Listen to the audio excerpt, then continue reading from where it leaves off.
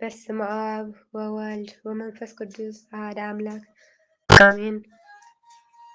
መጽሓፍ ፍረ ልሳን ዘቅድሳን መበል 15 ክፋል ካብ ዝሓለፈ ዝቐፀለ ትዕግስቲ ኣድቢኻ ፀኒሕኻ ዓወት ንምርካብ ዝጠቅም መሳርሒ እዩ። ሊቀ መዘምራን መጎስ ትዕግስቲ መራር እያ ፍርያ ግን ጥዑም እዩ። ቅዱሳን ኣበው ይቅርታን ትዕግስትን ዝጎደለ ልቢ ሓቂ ክትገብር ኣይከኣላን። ኣበው ገጽካ ንትዕግስቲ ደኣ እምበር ንትዕቢት ኣይትፍታሕ። ቅዱሳን ኣበው ትዕግስተኛ ኩን ንዓለማዊ ተፅዕኖን ኩሎም ሓሳባትን ንጎኒ ብምግዳፍ ብጽንዓት ጸልይ። ምክንያቱ ሰይጣን ንድርኺ ጸሎትካ ምእንቲ ክዘርግ ኣቓልቦኻ ክስሕብን ከጨንቐካን እዩ። ቅዱስ ኒዱስ ዘደበረ ሰናይ ጭንቀት ምዕጋዝ ምኽኣል ዓብዪ ቅድስና እዩ። ብጭንቀት ፍስሓ ሓሴት ምምላእ ከዓ ካብኡ ዝበልፅ ቅድስና እዩ። ኣብነ ሽነዳ ሳልሳይ መታን ከይትዕበዩ ውድቀት ሓያላን ዘክሩ ተስፋ ከይትቆርፁ ድማ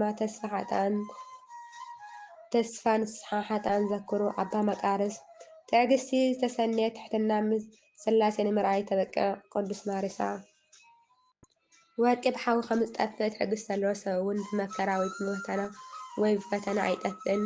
እሳት ንወርቂ እንታይ ይገብሮ ከፅርዮ እንተዘይኮይኑ ትዕግስቲ ዘለዎ ሰብ እውን ከምኡ ፈተና እንታይ ክገብሮ ይኽእል ብዝኸበረ ክብሪ ሓፍ ከብሎ እንተዘይኮይኑ።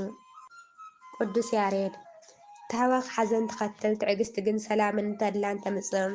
ቃል ፈላስፋ ብዛዕባ እቲ ኣብ ቅድሚኹም ዘሎ ዕላማ ሽቶ ደኣ እምበር ብዛዕባ እቲ መንገዲ እምብዛ ኣይትሕሰቡ። ምስ ግዜ ብዛዕባ እቲ ኣብ ጉዕዞኹም ዘጋጥመኩም ሽግራት ትዕግስቲ እንተደኣ ሃልይኩም ንዘለኣለም ዝጸንሕ ሓጎስ ክትረኽቡ ኢኹም። ሊቀ ኣጎስጢኖስ ብ13 ሕዳር 354 ዓ.ም ኣብ ሰሜን ኣፍሪካ ትዕግስቲ ኣብ ዝበሃል ቦታ ተወለደ።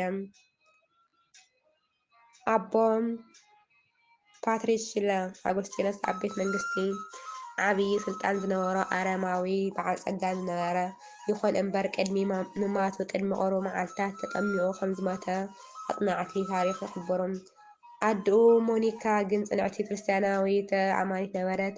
ካብ ዝነበራ ጽኑዕ ክርስትያናዊ ህይወት ዝተለዓለ ኣብ ዳሕራይ ብፍልስፍና ተጠውዩ ዝነበረ ልቢ ኣጎስጢኖስ ወዳ ኣብ ምቕናዕ ዓብዪ እጃም ኣመርኪታ እያ። ኣጎስጢኖስ ትምህርቱ ጀሚሩ ክሳብ ዝውድእ ኣብ ካርቴጅን ማዱራን ዝበሃላ ኣብያተ ትምህርትታት ተምሃረ።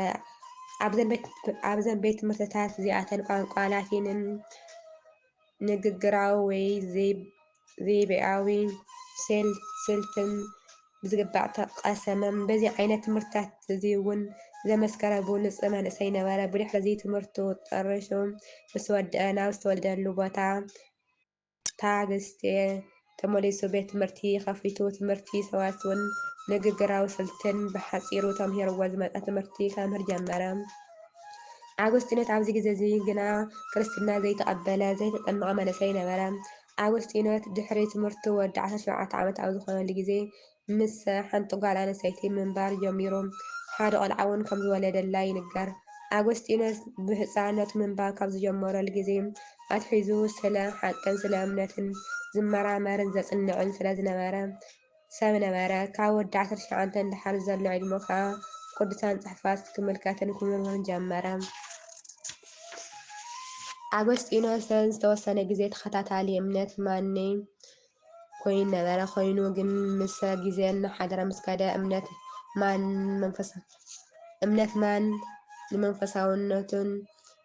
ንመንፈሳውነቱን ዘብህግ ኮይኑ ስለ ዘይረኸቦ ሓደጋ ዋና መሕደጊኡ ምክንያት ንዝሓቶ ሕቶ ኣዕጋቢ መልሲ ስለ ዘይረኸበ እዩ። ኣቕሊሉ ክኣኽዮ ጀመረ። ብድሕሪ እዚ ተጠራጣሪ እምነት ኣልቦ ኮይኑ ተረፈ። በቶም ተኸተልቲ እምነት ማኒዝም ዝኾኑ ኣዕርኽቱ ተመኺሩ ብ383 ዓ.ም ናብ ሚላን ሮም ኣምርሐ።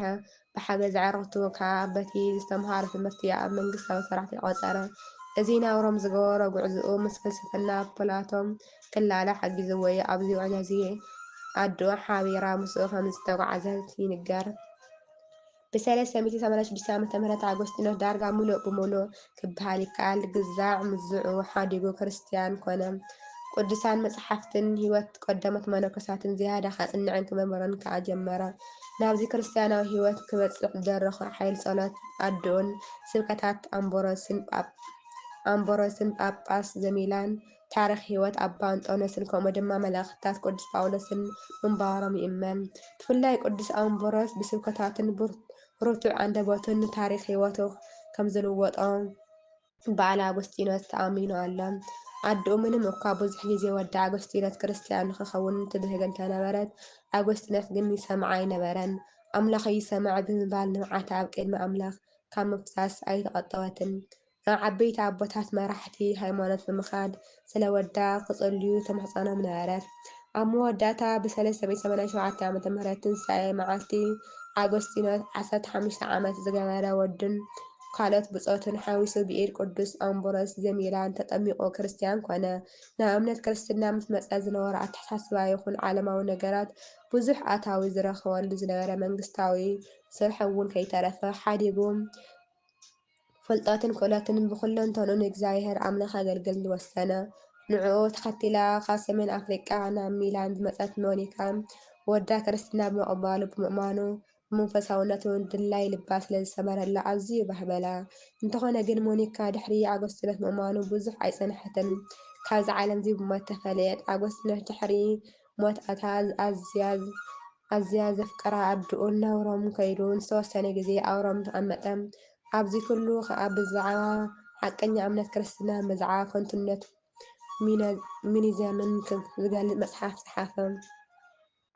ኣጎስጢኖስ ብ388 ዓ.ም እንደገና ናብ ዝተወለደሉ ቦታ ታጋስቴ ሰሜን ኣፍሪቃ ተመሊሱ ምስ ውሑዳት ሰባት ብምዃን ማሕበር መስሪቱ ብጸሎትን ቅዱሳን መጻሕፍቲ ብምጽናዕን ብምጽሓፍን ክነጥፍ ጀመረ። ኣባ ሂፖ ከይዱ ዘሎ ህይወት ምንኩስና ክመሃሩን ዝደልዩ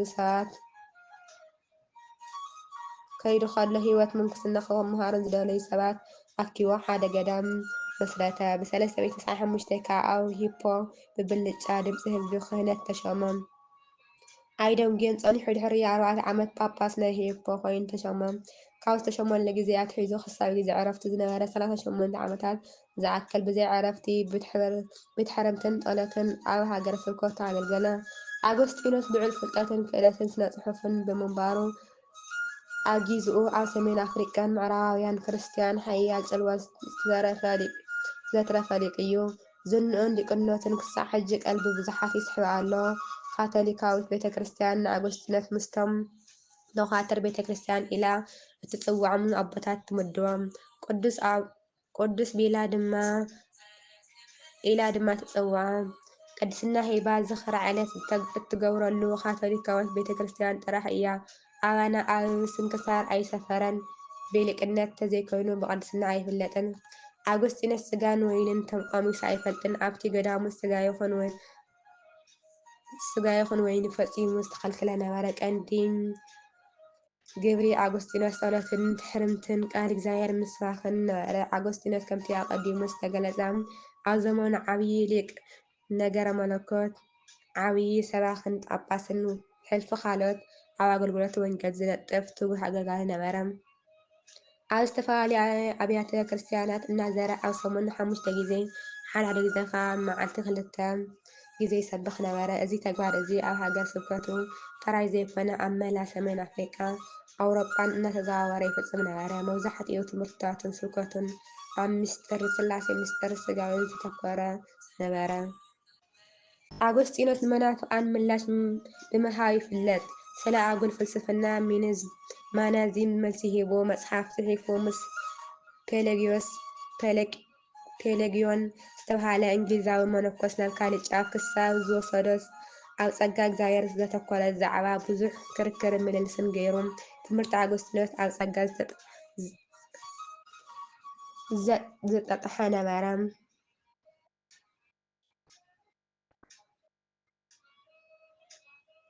ጸጋ ጥራሕ ዝብል ጥርዚ ድማ በጺሑ እዩ። ብተወሳኺ ኣጎስጢኖስ ናይ ጥንቲ ኣቦ ጽንሰ ሓሳብ ዘሰረጸ እምኣብ ወወልድ ዝብል ኣስተምህሮ ዘበገሰ ሰብ ምዃኑ እውን ይንገረሉ። ኣገስጢኖስ ኣብ ጥንቲ ኣቦ ሰብ ካብ ናይ ካልኦት ቅዱሳን ኣቦታት ቤተ ክርስቲያን ፍልይ ዝበለ ኣረዳድኣ ነበሮም። ጥንቲ ኣቦ ሰብ በደል ኣዳም ክሳብ ሕጂ ብዘርኢ ከም ዝመሓላለፍ የስተምህር። ጥንቲ ኣቦ ሰብ ብጥምቀት እያ ትድምሰስ ድማ ይብል። እዚ ምህሮ እዚ ካብ ኣገስጢኖስ ዝተወረሰ ትምህርቲ እዩ። ስለዚ ኣገስጢኖስ ምንም እኳ ብዙሕ ጥዑይ ትምህርቲ እንተነበሮ ብተጻራሪ ድማ ናይ ኣቦታት መስመር ዝለቐቐ ኣስተምህሮ ነይርዎ እዩ። እቲ ጽቡቕ ከዓ ብዙሕ መጽሓፍትን ኣስተምህሮታትን ዝገደፈ ሰብ ምዃኑ እዩ። ኣገስጢኖስ ብፍልስፍናን ትምህርቲ ሃይማኖትን ዝራቐ ብምዃኑ ናይ ኣገስጢኖስ ጉዳይ ክምዘን ከምቲ እዩ ኢልካ ብቐሊሉ ዝረአ ኣይኮነን፣ መጽናዕቲ የድልዮም። ብተወሳኺ ብቤተ ክርስቲያንና ቅዱስ ተባሂሉ ኣይተፀውዐን፣ ስንክሳር ዝኽሪ ዕለት የብሉን፣ ኣርኬ ኣይተደረሰሉን፣ ታቦት ኣይተቐረፀሉን፣ ስእሊ ኣይተሰኣለሉን ወዘተ። ኣሜን። ወስብሐት ለእግዚአብሔር ወወላዲቱ ድንግል ወለመስቀሉ ክቡር። ኣሜን። መበል 16 ክፍል